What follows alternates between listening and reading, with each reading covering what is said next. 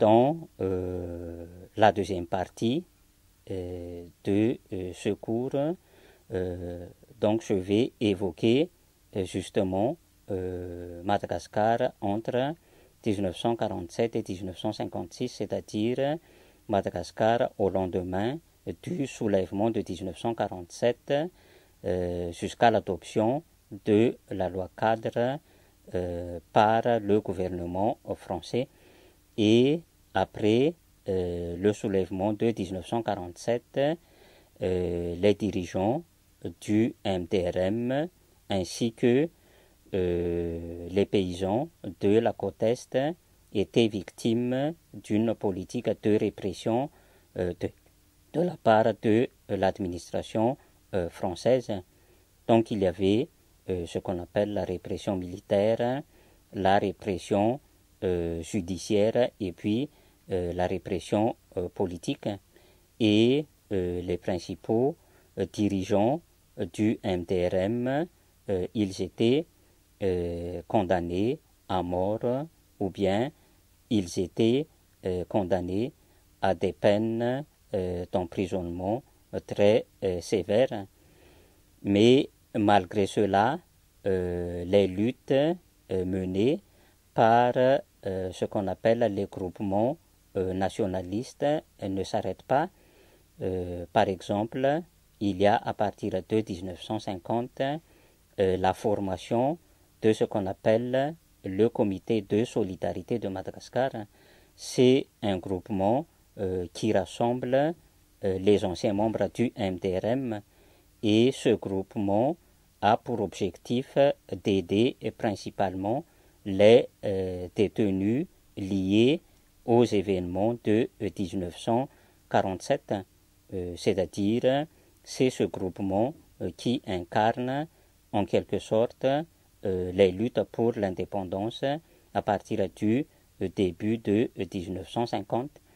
Mais ce qu'il faut souligner pour cette période entre 1947 et 1956, c'est que il y a une domination du parti loyaliste, c'est-à-dire le PADESM, et pendant les différentes élections, que ce soit les élections législatives de 1951 et 1956, ou bien les élections provinciales de 1948, 49 et 1952, ce sont toujours les candidats du PADESM qui étaient élus, c'est-à-dire les électeurs malgaches décident de faire confiance à ce parti pour ne pas s'opposer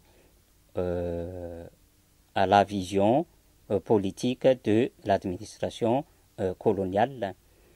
Mais pour l'administration coloniale, l'essentiel c'est de contrôler les activités des groupements qui partagent les mêmes idées que celles du MDRM, c'est-à-dire l'administration coloniale a tout fait pour que les groupements nationalistes ne puissent pas s'exprimer librement. Et ce que l'administration coloniale a fait comme politique, c'est ce qu'elle appelle la reprise en main des Malgaches. Et dans cette reprise en main des Malgaches, une des politiques appliquées, c'est l'assistance en matière d'organisation économique et sociale. Et l'administration coloniale a réalisé ce qu'on appelle le plan de développement économique et social. Et pour les paysans en particulier, on avait mis en place ce qu'on appelle les collectivités rurales, c'est-à-dire des structures pour encadrer les paysans malgaches dans leurs activités. C'est-à-dire l'objectif, c'est de responsabiliser les Malgaches à travers ces structures. Et évidemment, les structures ont apporté des résultats positifs pour quelques communautés villageoises qui ont su s'adapter aux réalités exigées par ces structures-là. Et après, il y a cette année 1956 où la France va adopter la loi cadre, c'est-à-dire une loi qui octroie l'autonomie pour les territoires d'outre-mer.